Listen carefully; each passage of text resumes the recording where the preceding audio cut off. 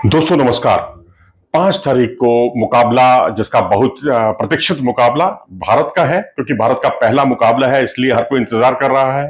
लेकिन इससे भी ज्यादा इंतजार 9 तारीख को होने वाले मुकाबले का है, जो भारत और पाकिस्तान के बीच होना है। लेकिन इसको लेकर जो है नसाउ काउंटी स्टेडियम की जो पिच है न्यूयॉर्क की, वो कैसी है, इसको लेकर खूब अलग अलग तरह की अटकलें लग रही हैं। क्योंकि अभी तक का जो उत्साह है वो बहुत ठंडा पड़ता हुआ नजर आ रहा है। पूर्व खिलाड़ियों ने बहुत इसकी आलोचना की है। वहां सुविधाओं की भी कमी का हवाला दिया गया है। जो प्रैक्टिस ग्राउंड है वहां पर उस तरह की सुविधाएं नहीं है। लेकिन अब यहाँ की पिच अगर देखें तो साउथ अफ्रीका श्रीलंका का मुकाबला इसी पिच पर आयोजित किया गया था, जो जहां पर कोलैप्स देखने को मिला था श्रीलंका का। और श्रीलंका का बैटिंग ऑर्डर कोई बुरा नहीं है, ठीक ठाक बैटिंग ऑर्डर है।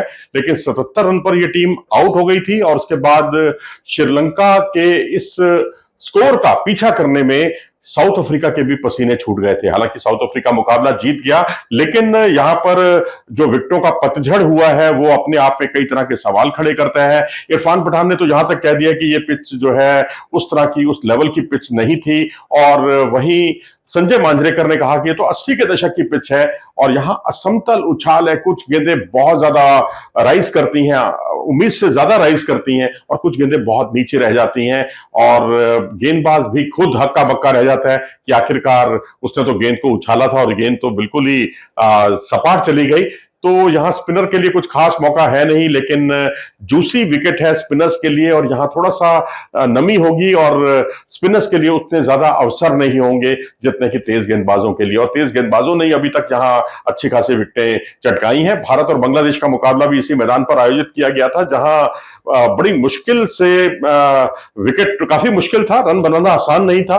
वो तो भला हो हार्दिक पांड्या का या ऋषभ पंत का, जिन्होंने बखूबी रन बनाए और भारत की बल्ले बल्ले कर दी। लेकिन यहां पर बांग्लादेश को पसीने छूट गए थे और बल्लेबाजी करना यहां आसान नहीं है। तो ऐसी अनप्रेडिक्टेबल विकेट पर यह मुकाबला होगा इंडिया और आयरलैंड का। और हम आपको याद दिला दें कि आयरलैंड को इतना हल्के से ना लिया जाए, क्योंकि ये वही आयरलैंड की टीम है जहां हमने जब 224-225 रन बनाए थे। हार्दिक पांड्या की टीम जब वहां गई थी आयरलैंड खेलने के लिए, तो उन्होंने भी जवाब में 220 रन के आसपास भारतीय आक्रमण के सामने रन बना लिए थे। तो ये अपने आप में दर्शाता है कि इस टीम में बल्लेबाजों की कोई कमी नहीं है, बल्लेबाजी अच्छी है।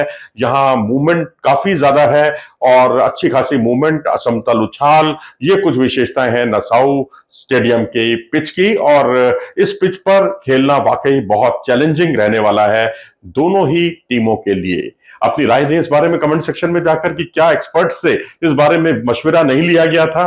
क्या ड्रॉप इन पिचों का मिजाज ही ऐसा था? हालांकि ड्रॉप इन पिचें जितने हमने देखी हैं उसमें स्पिनर्स के लिए बहुत ज्यादा मौके होते नहीं हैं, लेकिन असमतल उछाल के लिए मैं समझता हूं कि इस पर और काम किया जाना चाहिए था। अपनी राय दें कमेंट सेक्शन में जाकर। नमस्कार।